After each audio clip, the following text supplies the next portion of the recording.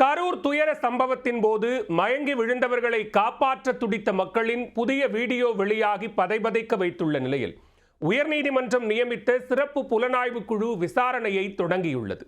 அடுத்த கட்ட நடவடிக்கை என்ன?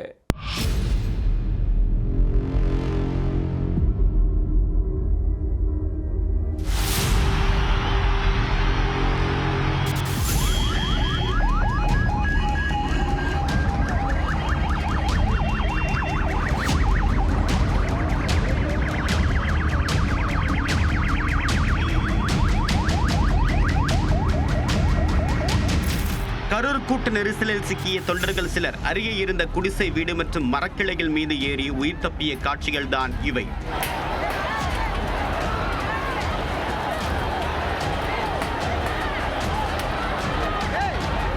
சம்பவத்தின் போது தொண்டர்கள் மற்றும் போலீசார் உயிருக்கு போராடியவர்களை மீட்டு ஆசுவாசப்படுத்தியுள்ளனர். இது தொடர்பான வழக்கில் தலைமறைவான தாவேகா நிர்வாகிகள் புஸ்ஸி ஆனந்த் மற்றும் நிர்மல்குமார் முன்ஜாமீன் கோரி உச்சநீதிமன்றத்தில் மேல்முறையீடு செய்துள்ளனர். கைது நடவடிக்கையிலிருந்து தாவேகா நிர்வாகிகள் தப்பிப்பார்களா?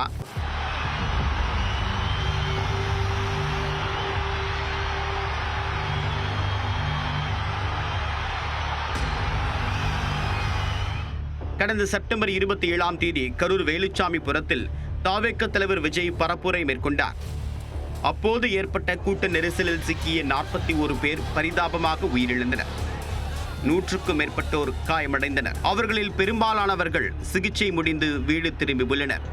இந்நிலையில் கரூர் துயர சம்பவத்தின் புதிய வீடியோ காட்சிகள் வெளியாகி பதபதைக்க வைத்துள்ளது. விஜயை காண திடீர் என்று முண்டியடித்த கூட்டத்தில் ஏராளமானோர் சரிந்து விழுந்துள்ளனர். உடனடியாக அருகில் இருந்த தொண்டர்கள் மற்றும் போலீசார் அவர்களை மீட்டு ஆசுவாசப்படுத்தியுள்ளனர். கூட்டத்தில் மயங்கி விழுந்த பெண்ணுக்கு காவலர் ஒருவர் முதல் உதவி சிகிச்சை அளித்துள்ளார். மயங்கி விழுந்தவர்களை காப்பாற்ற கோரி தொண்டர்கள் சிலர் பரப்புரை வாகனத்தில் இருந்தவர்களை நோக்கி உதவி கோரிய காட்சியும் வெளியாகி கலக்கமடைய செய்துள்ளது. மேலும் கூட்ட நெரிசலில் சிக்கிய சிலர் குடிசை வீடு மற்றும் மரக்கிளைகள் மீது ஏறி உயிர் தப்பிய புதிய வீடியோவும் வெளியாகியுள்ளது.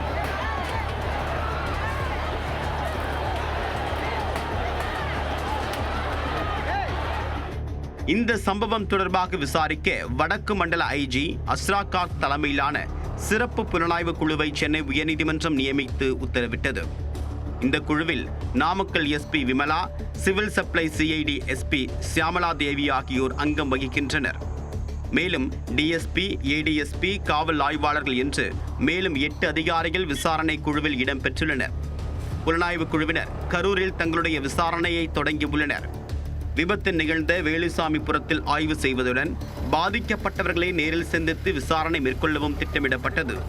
இதனிடையே விஜயின் பரப்புரை வாகனம் இருசக்கர வாகனம் மீது மோதியது தொடர்பாக ஏன் வழக்கு பதிவு செய்யவில்லை என்றும் அந்த வாகனத்தை பறிமுதல் செய்யாதது ஏன் என்றும் சென்னை உயர்நீதிமன்ற நீதிபதி செந்தில்குமார் கேள்வி எழுப்பியிருந்தார். இதையடுத்து கரூர் மாவட்டம் வேலாயுதம்பாளையம் போலீசார் வழக்கு பதிவு செய்துள்ளனர். விசாரணையில் கரூர் தவிட்டுப்பாளையம் சோதனைச் சாவடி அருகே பைக் மீது பரப்புரை வாகனம் மோதியது கண்டுபிடிக்கப்பட்டது. அதன்படி மனித உயிருக்கு ஆபத்தை விளைவிக்கக்கூடிய வகையில் அல்லது மற்றவர்களுக்கு காயம் ஏற்படுத்தக்கூடிய வகையில் அவசரமாக வாகனம் ஓட்டிய பிரிவில் விஜயின் பரப்புரை வாகன ஓட்டுநர் மீது வழக்கு பதிவு செய்யப்பட்டுள்ளது.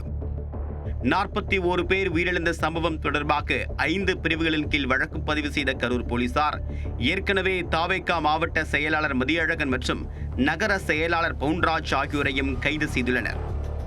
மேலும் பொதுச் செயலாளர் புஸ்ஸி ஆனந்த், துணை பொதுச் செயலாளர் நிர்மல்குமார் ஆகியோர் மீதும் வழக்கு பதிவு செய்யப்பட்டது. இதைத் தொடர்ந்து தலைமறைவான புஸ்ஸி ஆனந்த் மற்றும் நிர்மல்குமார் ஆகியோர் முன்ஜாமீன் கோரி உயர்நீதிமன்ற மதுரை கிளையில் மனு தாக்கல் செய்தனர். ஆனால் அவர்களின் முன்ஜாமீன் மனுவை நீதிமன்றம் தள்ளுபடி செய்தது. இவர்கள் இருவரையும் கைது செய்ய 3 தனிப்படைகள் அமைக்கப்பட்டுள்ளன. இந்த சூழ்நிலையில் முன்ஜாமீன் கோரி புஸ்ஸி ஆனந்த் மற்றும் நிர்மல்குமார் ஆகியோர் உச்சநீதிமன்றத்தில் மேல்முறையீடு செய்துள்ளனர். இந்த மனு விசாரணைக்கு வருவதற்குள் இருவரையும் கைது செய்ய தனிப்படை போலீசார் தீவிர தேடுதல் வேட்டையில் இறங்கியுள்ளனர்.